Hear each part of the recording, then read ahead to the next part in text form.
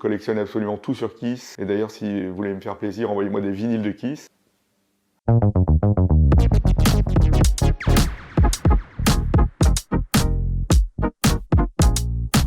L'idée, c'était d'écrire un livre sur nos comportements de base, manger, boire, faire l'amour, être amoureux, bronzer, faire du sport, faire de la chirurgie esthétique, travailler, faire la fête. Tous ces éléments-là, voir comment ils peuvent basculer, pour certains devenir addictifs. Mais ce livre, c'est pas un livre sur les addictions, c'est un livre sur nos comportements. Il y a des témoignages, il y a de la clinique, simple, avec une approche pédagogique. Il y a des questionnaires pour s'évaluer, pour savoir où on en est justement. Et puis il y a plein de conseils.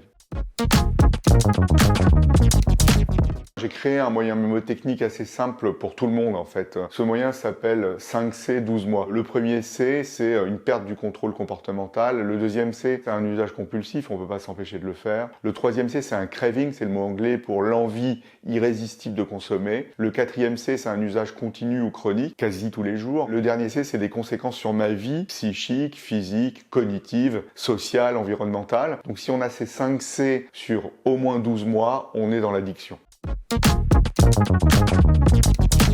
C'est un peu biaisé parce que j'ai des surspécialités ou des sous-spécialités, ça dépend. Les motifs de consulte que j'ai le plus, c'est troubles de l'usage de cocaïne, hypersexualité, troubles liés aux nouveaux produits de synthèse. Après, je peux voir des patients qui ont des problèmes avec l'alcool. Je vois beaucoup de femmes qui ont des problèmes avec l'alcool. Des seniors qui ont des nouvelles addictions, par exemple aux médicaments opioïdes.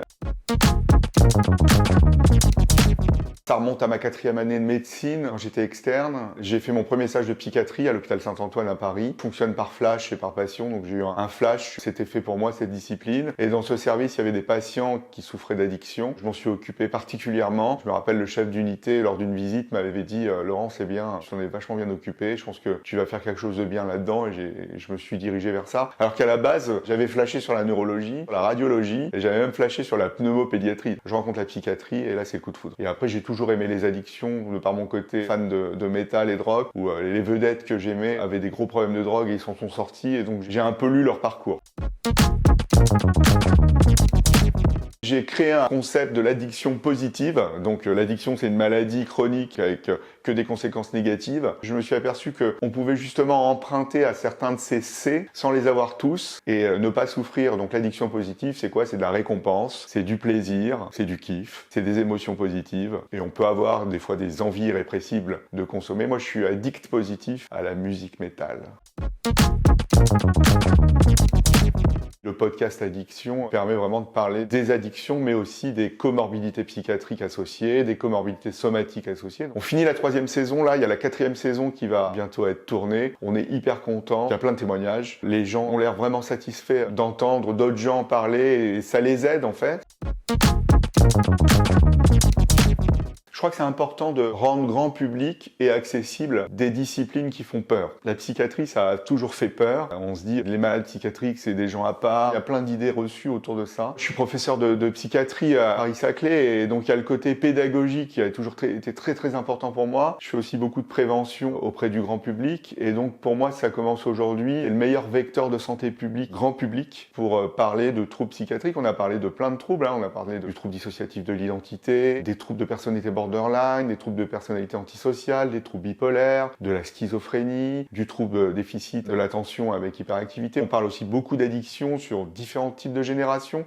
Donc ça permet de grand publiciser cette discipline, ces maladies, et puis de donner des informations aux gens. Et ce qui est très positif, c'est d'avoir le retour des gens qui disent « Ah ouais, je pense que j'ai ce truc-là, je vais peut-être aller voir quelqu'un pour me faire évaluer ». On parle plus de santé mentale, mais on n'en parle pas assez encore.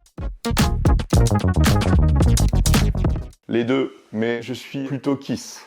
Mais j'adore Metallica, donc vous me posez une colle, je dirais Kiss en 1, parce que je collectionne absolument tout sur Kiss. Et d'ailleurs, si vous voulez me faire plaisir, envoyez-moi des vinyles de Kiss. Je collectionne les vinyles de tous les pays. J'écris toujours pour un web magazine qui s'appelle Radio Metal. Je fais des interviews d'artistes, des reports de concerts, des chroniques d'albums. Ça, c'est vraiment mon addiction positive.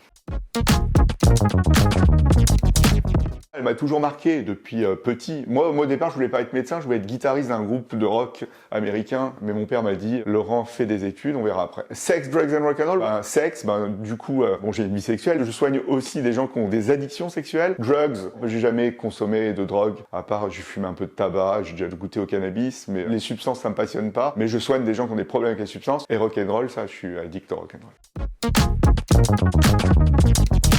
Kiffe la vie, c'est mon cri de guerre.